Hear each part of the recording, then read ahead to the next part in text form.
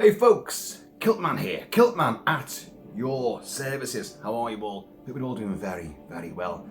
Now, pack up your lumber spread. You're going to be needing it because we're trekking off again to Middle Earth.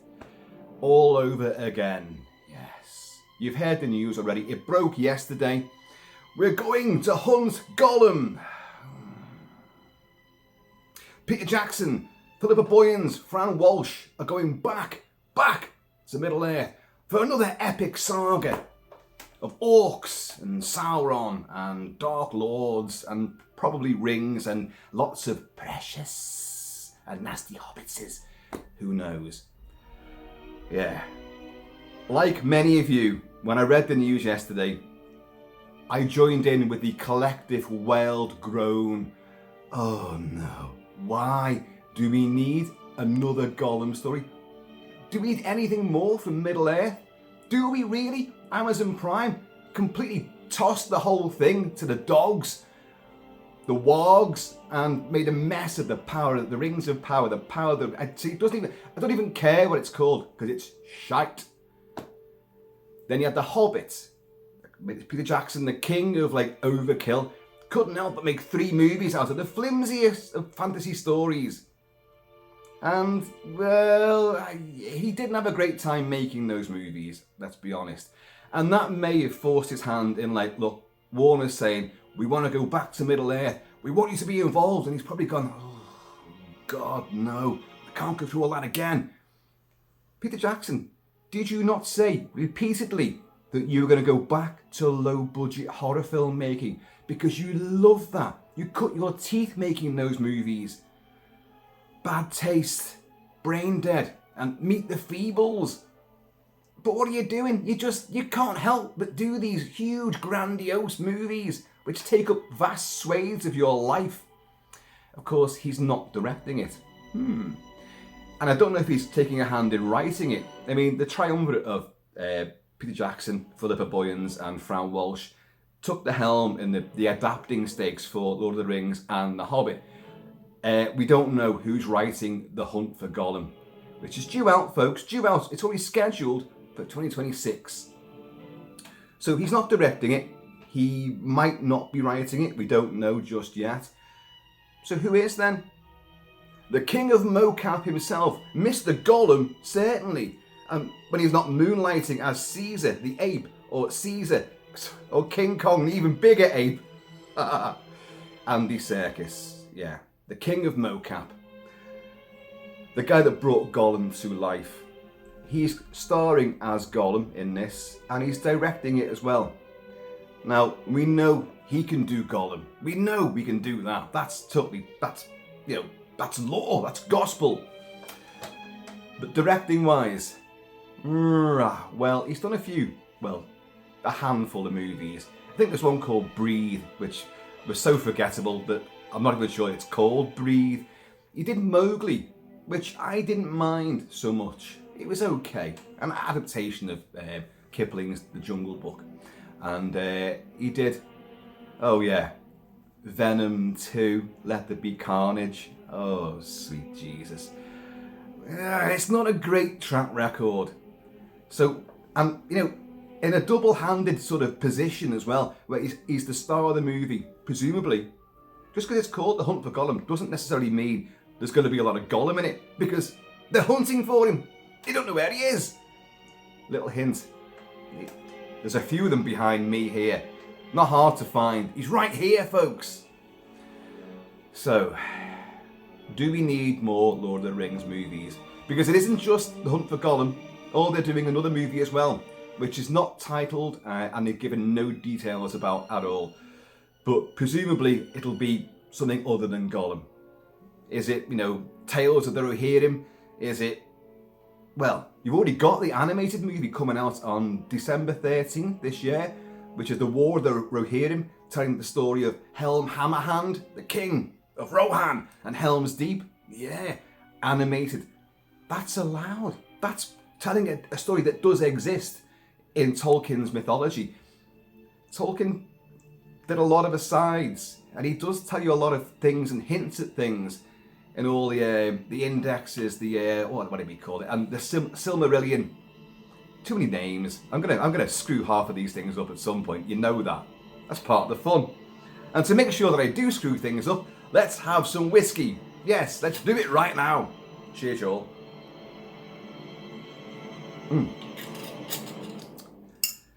So, do we need it? No, we don't. Gollum's story was pretty much told. The Lord of the Rings saga is pretty much told. But Tolkien did write a hell of a lot more. Histories from prior ages, other kings and lords and other evil that took place, other battles. There's a hell of a lot. But he didn't describe much of this in huge detail. He hints and gives sort of like a glossary of events over these different epochs. But that gives like the likes of Warner Brothers carte blanche to just go in depth. And as their CEO of Warner Discovery, David Zaslav has said, we want to exploit this. He basically said this. It's been underexploited and we're going to do it now. We're going to rake it in. We're going to do everything with Middle Earth that we possibly can. They're going to plunder it. They're going to exploit it. And I don't know, rightly or wrongly, here's a quote from him. He said, we're going to explore storylines yet to be told. We're going to explore storylines yet to be told. So they haven't got any idea what they are because they haven't been told yet. They're storylines that haven't been told. So are you alluding to things that Tolkien hinted at? Or are these going to be completely new stuff? Who knows? Back to Gollum though, the Hunt for Gollum. Before we proceed any further, you probably realised as well that Warner, the overzealous bastards that they are, have took down the, 13-year-old fan film called The Hunt for Gollum. They took it down, they slapped a copyright ban on it, and it's been removed. Now, I've seen it, but it was a long time ago that I saw it, and I don't remember the plot. I know I liked it. It was very impressive, and it's been viewed millions and millions of times. So a lot of people out there know that story. Why have they took it down? Because they're going to use that frigging story, aren't they? It's got to be. It can't just be because of the title. But it's been happily existing in the world of YouTube for 13, 15 years, whatever it was. I think it was 2009 it came out. And it just done no harm. There's been plenty of other Middle-earthian fan movies been made untouched. So why take that down? It ain't just the title. It can't be just the title. Because all that would do would get people interested. Oh, we'll watch that. And then, the big Warner films coming out. Wow, Andy Serkis, Gollum's directing it. Gollum's telling his own story. Wow, it's going to be great, isn't it? How can this little fan-made movie be causing so much ructions for the honchos of Warner? Warner have yet to make, at the time of this recording, yet to make a statement about why they did what they did. But it's nepotism, and it's purely like, look, this is our property. You have done this story that we're going to do, and you've probably done it far better than we're going to do it, so we can't allow you to exist. We're doing our own version. Ours will be it, and it alone. So we're removing you from YouTube. Yeah, not happy about that. But, okay, Gollum. You think you know his story. Well, playing devil's advocate here, there is a lot more to explore. Gollum, start off with Smeagol. Deagle finds the ring. Smeagol gets jealous and corrupted, kills Deagle, and then becomes an outcast. I mean, these are hobbits who live on the riverside. They're river hobbits, and they're a different kind of style of hobbitses. And he goes crazy, obviously. The ring corrupts him. It withers and contorts his body. He can't speak properly. Of course, the name Gollum is inspired by the fact that when he has this throaty sort of, vocalization. So he becomes Gollum. Now, a lot of stuff happens after he kills Deagle, because he uses the ring and its powers to become a spy, to be nasty and aggressive to his own people in his own community, and he gets shunned and outcast, goes on the run, the hunt for Gollum. It could be that. goes into caves and lives and eats fish, you know, rocky pools and all that sort of stuff. His eyes get huge. He forgets the smell of grass and the taste of trees. No, it's something like that anyway. But he becomes the tragic, frightening, yet amazingly still charismatic Gollum. Hugely important to the journey of the ring itself and to the whole fate of Middle Earth. And he has a very big part to play, as Gandalf will say. But he does a lot more. He not only gives the name of Baggins and the Shire away to Sauron's minions, so they know, they're aware. So, you know, the Wraiths go out there, the Black Riders, and, you know, he does more. Because he works with Shelob. Shelob the Great, yeah, that bloody big spider. He doesn't just lure Frodo up the Cirith Ungol, or whatever it's called, up the steps and go in. It's just down there. Go on. You know, he works as a spy and a servant to Shelob for many, many years. So he brings food to Shelob. You could have stories about that. So you'd be bringing Shelob back, and Shelob wouldn't be as old and as decrepit as she is in Return of the King. So there's the stuff, the scope to explore there. Plus, the ring gives him unnaturally long life. And so there's many situations and things and scenarios that he could be involved in. People have been saying, oh, but what more is there? Because he just goes to a cave and talks to himself for centuries. Well, I've just told you that's not true. He does do a lot more. Now, they're things that Tolkien hinted at because Gandalf explains the story of what happened to Gollum. And there's other bits and other books and they hinted at and all that. The indices, the indexes, whatever the hell they're called.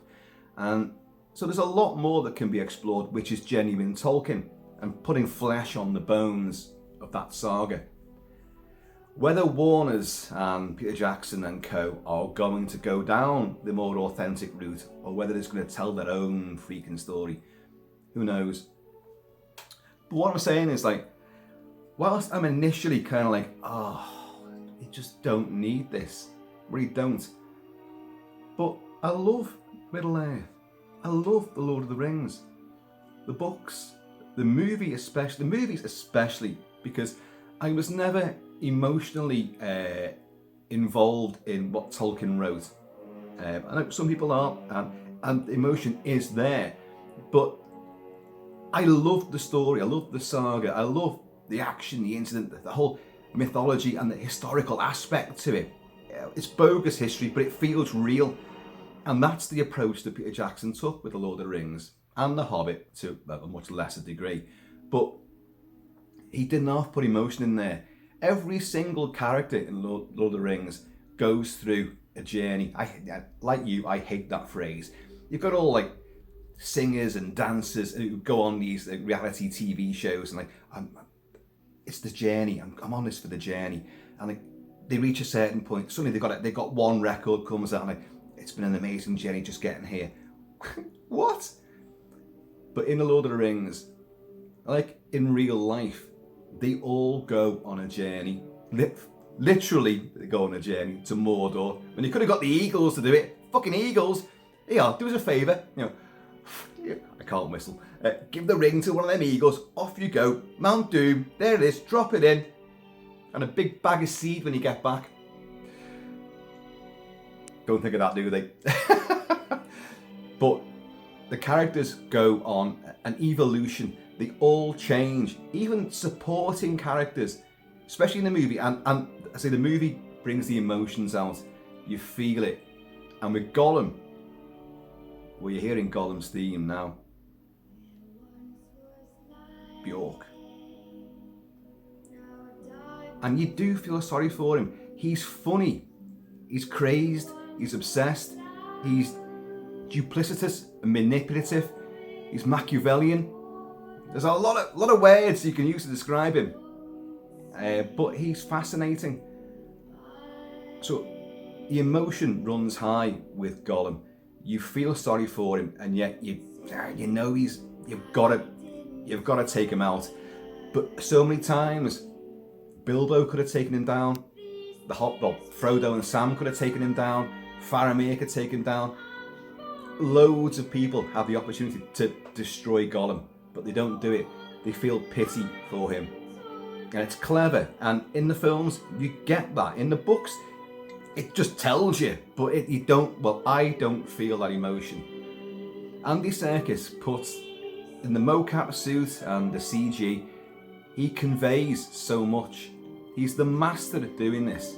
So he could come back and really make this work. Definitely.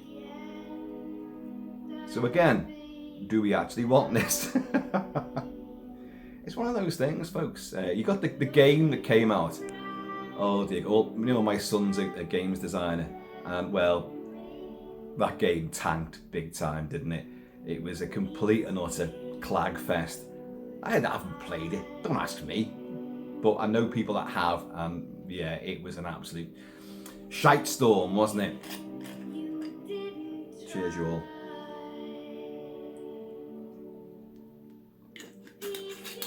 But part of me is actually excited by this. Yeah, I said that. Excited. I want to go back to Peter Jackson's Middle-earth. That entire environment. So many different landscapes, different races, different creeds, different cultures. The action was great and the visuals were just sumptuous. The real locations and obviously the CG embellishment. But it worked. You would sit there entranced. And I know some people go like, I was bored shitless. I hated it.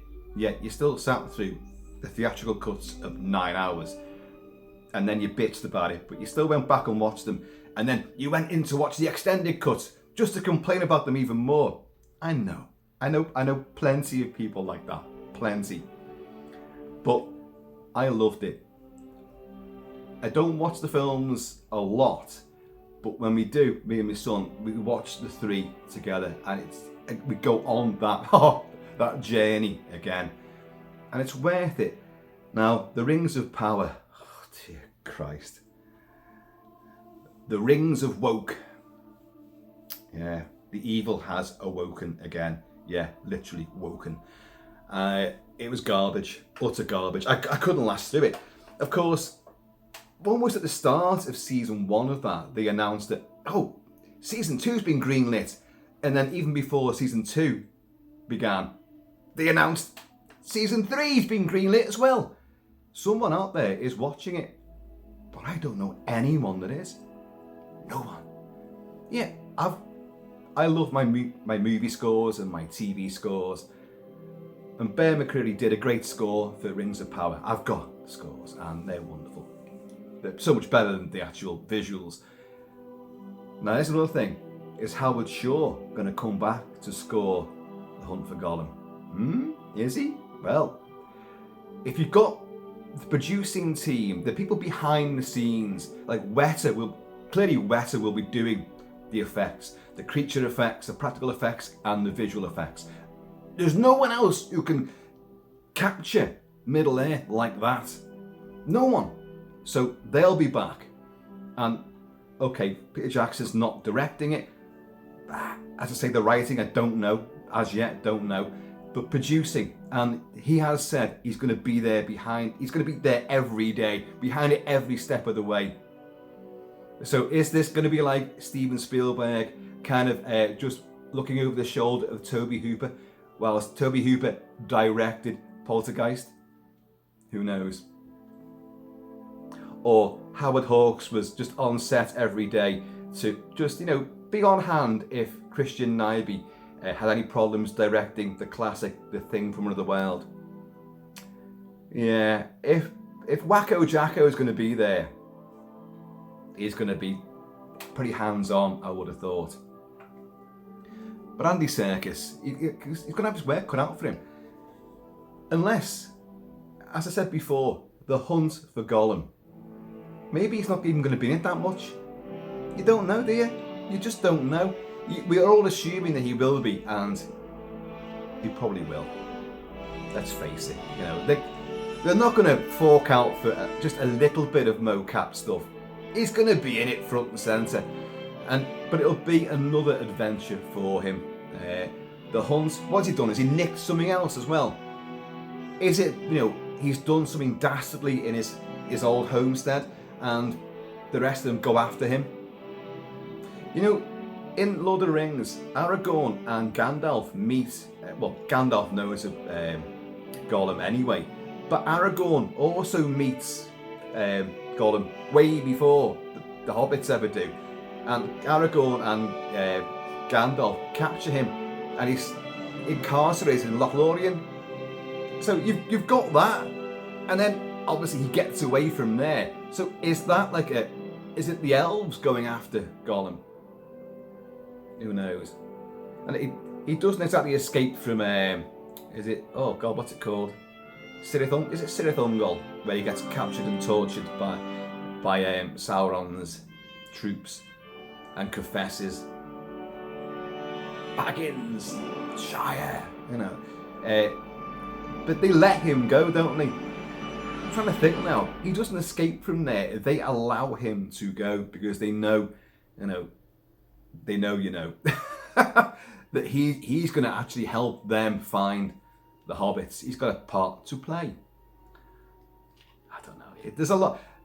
These are fascinating and highly complex, intricate storylines. They all interweave, and that is a skill to keep people's attention in what is quite, on the face of it, a simplistic story. But it's not, though, is it? It's got myriad complex characters who all go on their own journeys. There's no escaping this, folks. It's a journey, an odyssey.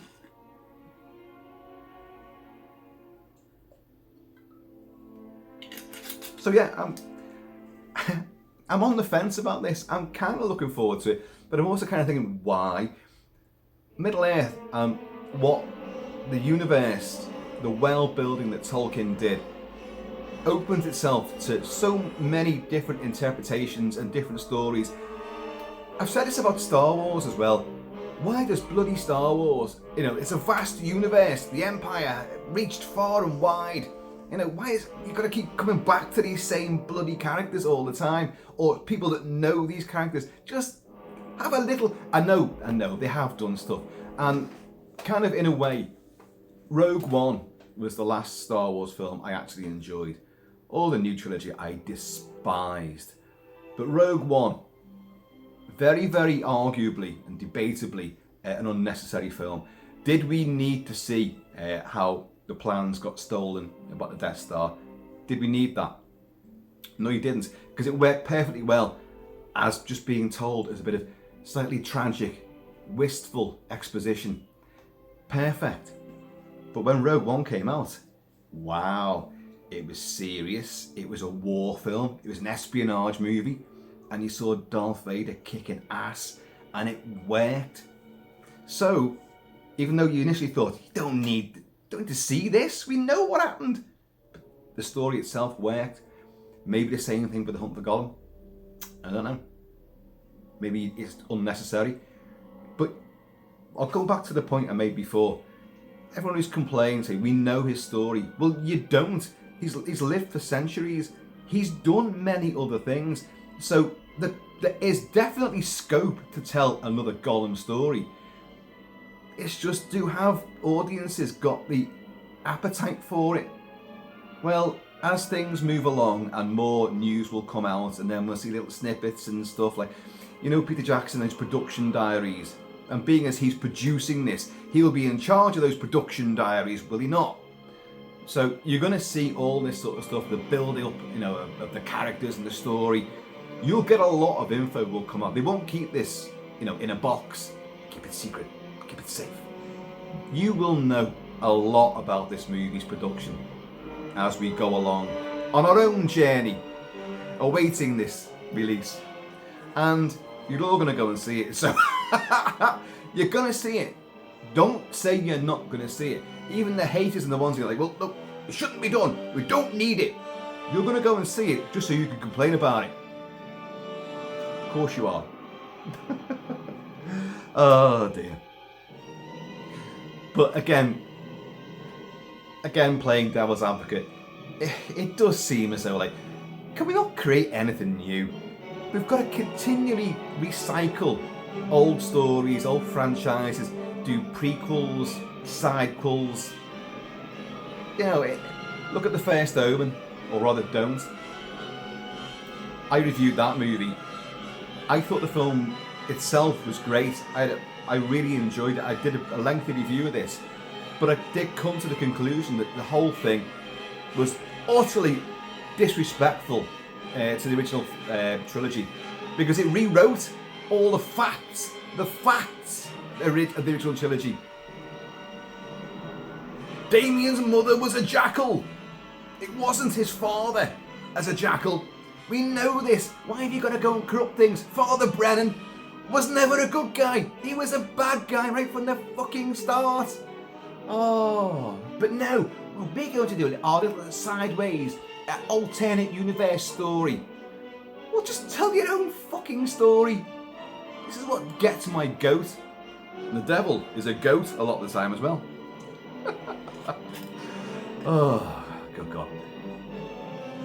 I was just checking I wasn't drinking grouse there. The devil has been a grouse a few times in my life as well.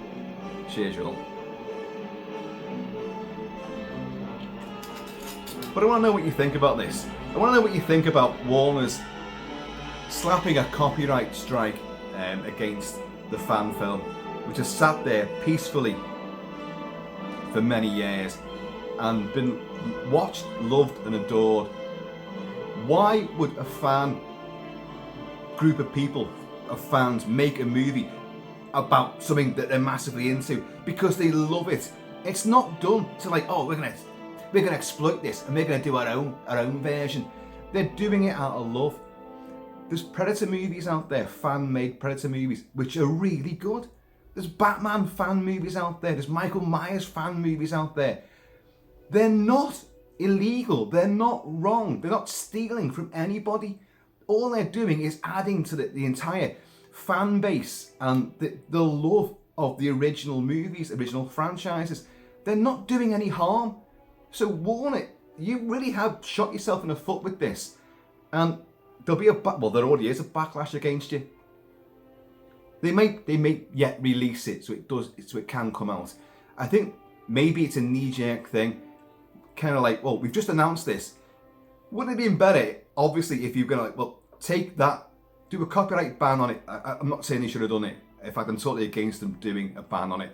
But it would have worked slightly better if they banned it before announcing their own movie. Actually, would it? It wouldn't help at all, would it? It still smacks of they're just being complete and utter twats. Warner's, yeah, David Zaslav. He sounds awful. I'm not skitting his name. Not much. But Zaslav. He's like a fucking Russian mafioso, isn't he? You know, David Zaslav. We're going to exploit Middle Earth and Lord of the Rings. There's so much more which he said it's underused. Underused? It's the biggest fucking franchise aside from Star Wars. You know, it's fucking immense. There's millions of books and offshoots and comics and all sorts of multimedia medium versions and adaptations and iterations of Middle Earth. Underused? My arse. I should have rethought that line there, shouldn't I? But yeah, let me know what you think about Warner's decision to do this. That's a bad one. It's an unwise move. And obviously, we can't have anything else that coexists with our version. No. You've hit a bum note there. That's back on the underused arse.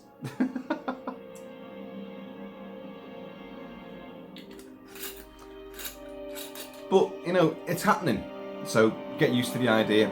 You're going to get another Gollum movie. If you don't want to see it, you don't have to go and see it. Of course. You stick with the original trilogy and the Hobbits if you have to.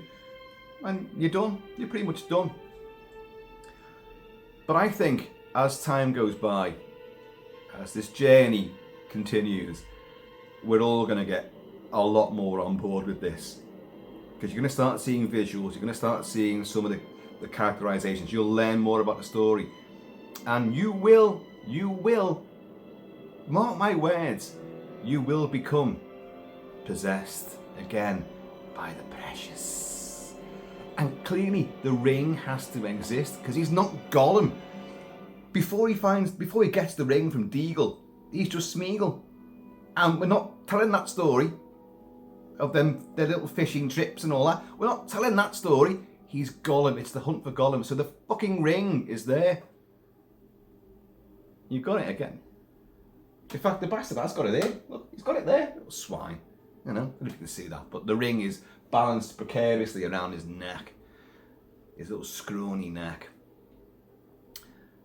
But he is a fascinating character, and there is, whether you like it or you don't, there's a lot of material to explore with him.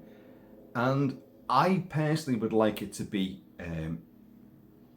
emotional and exciting, obviously. Tell a good story. A lot of it's going to be purely new stuff that they've made up for it, because Tolkien didn't write a great deal more. Hinted at loads, but didn't explain it all. But his torturous change and his mutation, the corruption of his body and his mind and his soul, you know, there's a lot of relevance to that side of things. The psychology of someone who becomes addicted, because it is about addiction. His addiction to the ring and the power that it has. I mean, you know, alcohol, drugs, they have an allure which some people cannot ignore, and they fall for it, and they think it's doing them great, and it's not. It's corrupting them, it's contorting them, maybe not physically so much, but certainly, you know, spiritually, emotionally, psychologically. And that could be a nice, dark and very mature slant to take. They did do this. Lord of the Rings, under Peter Jackson's helm, did do this. They did analyse it, and you understood, and you got moments where he was actually fine, and you can work with him. He's not all bad, and that is the thing. He's not all bad, as most people aren't. You know, he's not like Sauron, who's just pure evil. He's not like, you know, the Moria Orcs or the Uruk-hai or Saruman. See, I mentioned Saruman, and look what happens. And of course, this is the protracted fight, you know, above the lava pits inside Mount Doom. Frodo and Gollum slugging it out, finger biting stuff. It really should have been, you know, as Gollum sinks into the lava, he should have gone like that as he went down. I mean, it's funny, but brilliant how when he falls down and the ring will magically fall upon his finger again. But of course it will. Everyone was going like, oh, as if the whole fucking story, as if. But the ring wants him again, and it finds its owner or its keeper for the time being. The ring was pretty stupid there. It should have flown back upwards, shouldn't it? Obviously, but you know, it wasn't thinking.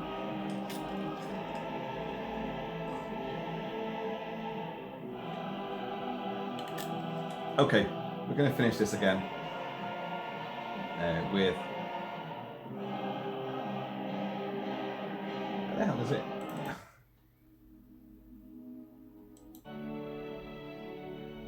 With Gollum's theme. Which I think Howard Shore and the lyrics and the voice of Björk really nails it.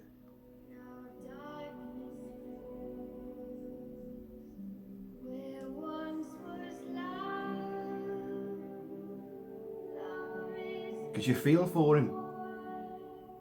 He is the addict. He is the the friend you may once have had that fell to the wayside, and you may have tried in the early days to try and help them. And you know, I've had friends like that. I'm sure many of you have as well. And you've tried a lot, and then you kind of like, you don't want to see them again, and you, oh God, they come into the pub and you're like, oh, you make your excuses and you go. And you give up. He does, well, the lyrics are about like, there was no loyal friend for me. And how do you face the end alone?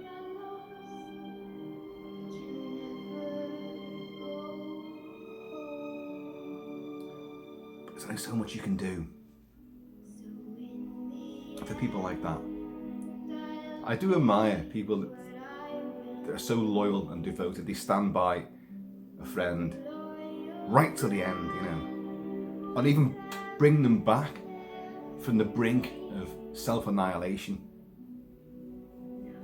That takes a lot.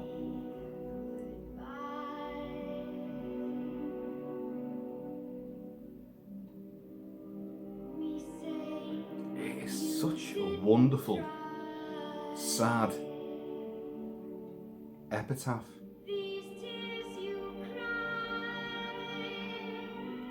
I like Björk, whether you like her voice or you don't, it suits this.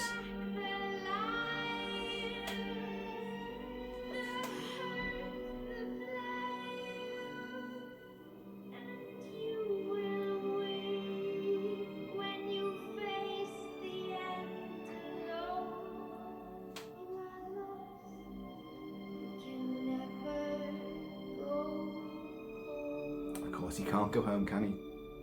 Because he causes a lot of grief in what you've not seen, not heard about that.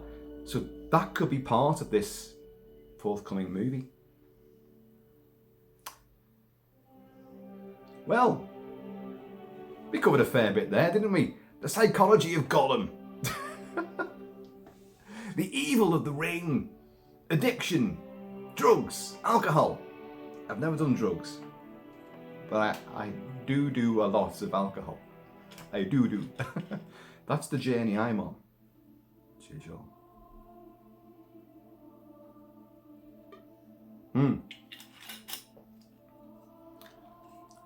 More Shelob, perhaps? That could be. Would it be chapterized? You know, like this was Gollum, the first stage, you know, and he's just having a great time. His hair's getting a bit straggly, but he's strangling people, you know. Mother. It could go anywhere, couldn't it? And then obviously, you know, outcast, like Highlander, beaten out of his own village. Oh, you're not invisible now, we found you. And they beat him. Oh, and he goes off to caves, forgets the smell of grass and the taste of trees. I'm never going to get that line right, am I? Goes off and meets his big spider. No. Has a game of riddles, which doesn't quite work out in his favour with Bilbo. See, I like that as well, because he kind of turns against his own people. Which you think about it, there's a lot of precedent with that. People turning on their own kind because of treachery and, I don't know, disloyalty. Whatever reasons, and they go and shop their own people to the real enemy. Well, Gollum just literally, he transforms and he leaves behind his own, because he's corrupted by the ring, but he's transforming anyway, internally first, then obviously externally. But his people don't recognise him, so he's gone. That's why nasty Hobbitses. He is one. He's just a different breed of Hobbit.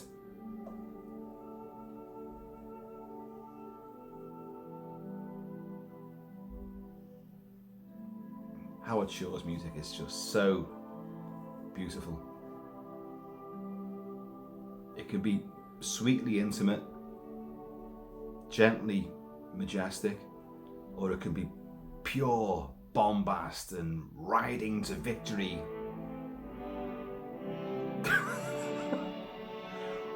Well, Kilt-Man, your timing was immaculate there.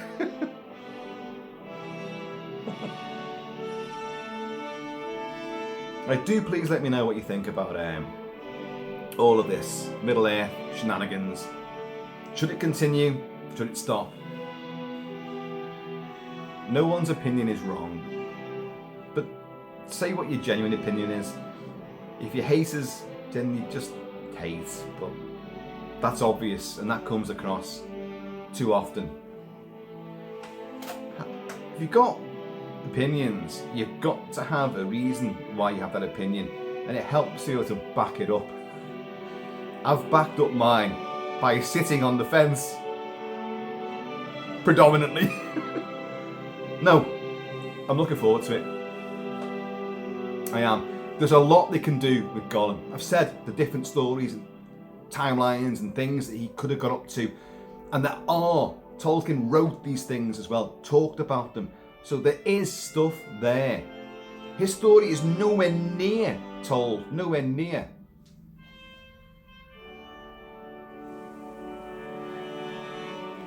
And it's not till 2026, for Christ's sake, you know. And the next movie's going to be a couple of years after that, probably. So, oh God, I'll be Kilt-Man the White by that stage. I'll have gone way through the grey stage.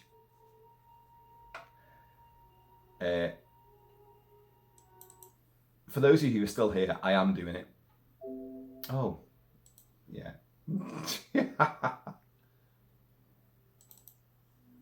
And we're going to do Days of the Ring from Annie Lennox. And like when she starts singing, it blows you away. Watching Return of the King, when you first saw it and the end credits and this song came on, and you saw the sort of medieval canvas sketch paintings of the characters. Absolutely, after all I'm saying it again, that journey that we all went on, and wasn't it great? Year by year by year, for 3 years. But then you got the extended cuts in between as well. You couldn't wait for each new production.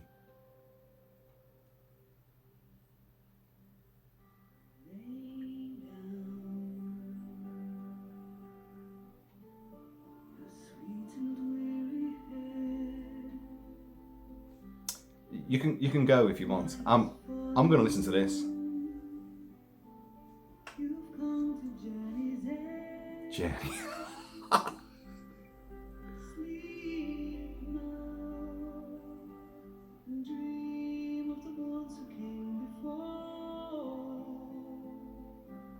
Her voice is spectacular.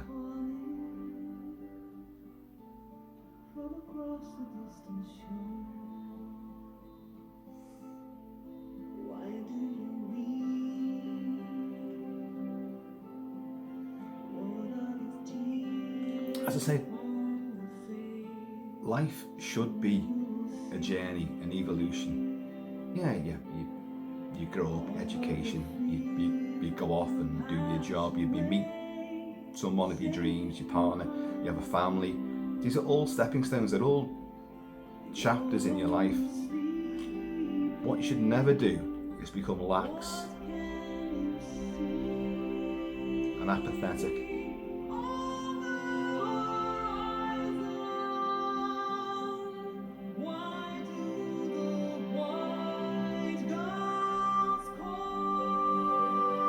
Every day should be an adventure.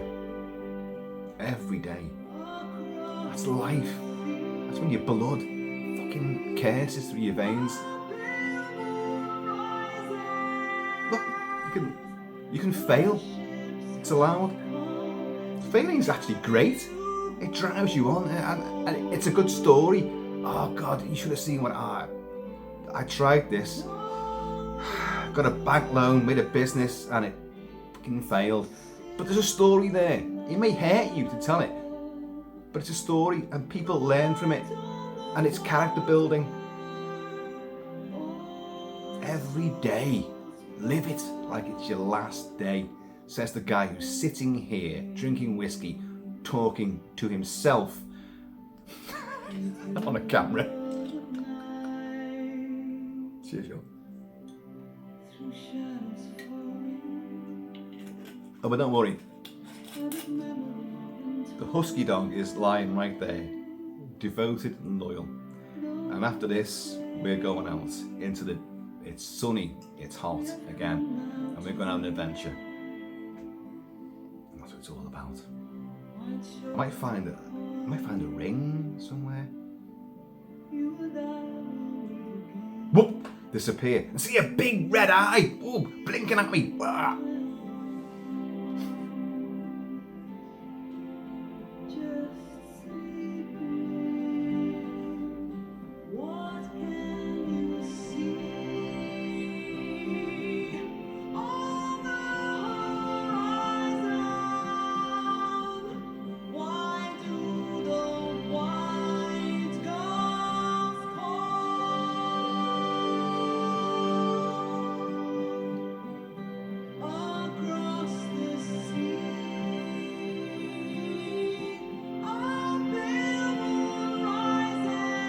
You never know.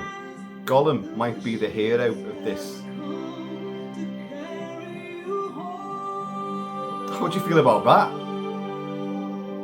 Maybe Gollum will be the hero, and the idea is, if this is a big success, we'll do another Gollum movie. Oh, do you know? I don't know.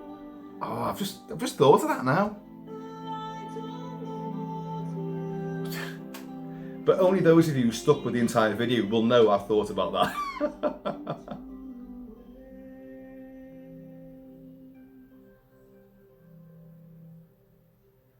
Yeah, Gollum could actually have a stage in his life where he's the good guy, albeit briefly. Who the hell knows? We're all going to go there. We're going back to Middle Earth. No matter what you say right now, you're going. I'll see you there. Alright. So in the meantime, and it's ever... don't toss me! In between time. Keep it Celtic. No, keep it kilted, keep it Celtic. I forget my own taglines here. And I'm going to see you all.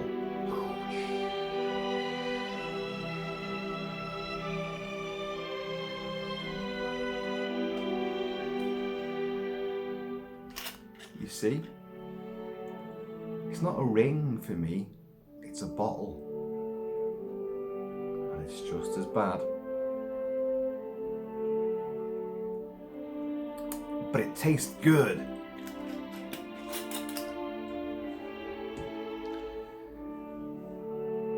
Taters? What's taters?